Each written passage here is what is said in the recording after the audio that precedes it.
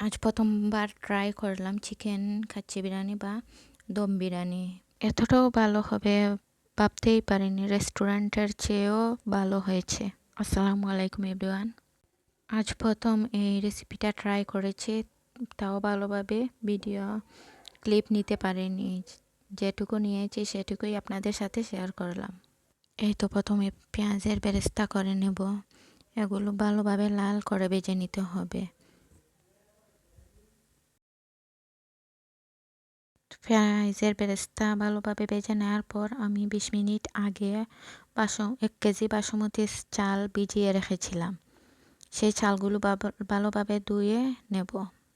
তার ফাঁকে মাংসটাও রান্না হয়ে গেছে, আমি ভিডিওর ক্লিপটা নিতে পারিনি।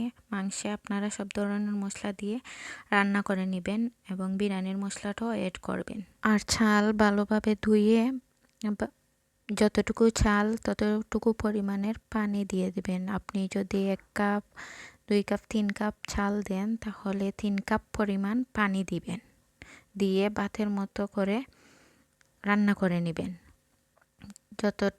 যত সময় পানিটুকু শুকাচ্ছে না তত সময় চুলার আঁচটা কমিয়ে দিয়ে বসিয়ে রাখবেন। আসলে এই রেসিপিটা আমি বানাইনি, আমার ভাই বানিয়েছেন, তাই আমি জাস্ট ভিডিও ক্লিপ নিয়েছি, তাই ফুল ভিডিও করতে পারিনি। নেক্সট টাইম আমি নিজে যখন বানাবো তখন ফুল ভিডিও আপলোড দেব।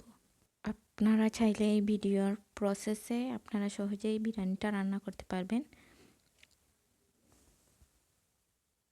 এতে এইভাবে কিছুটা রান্না করা ভাত এবং মাংস, তারপর বেরেস্তা দিয়ে হাফ করে দিয়ে এভাবে সম্পূর্ণ প্রসেসটা করবেন। দেন 20 থেকে 30 মিনিটের মতো দমে বসিয়ে দিবেন,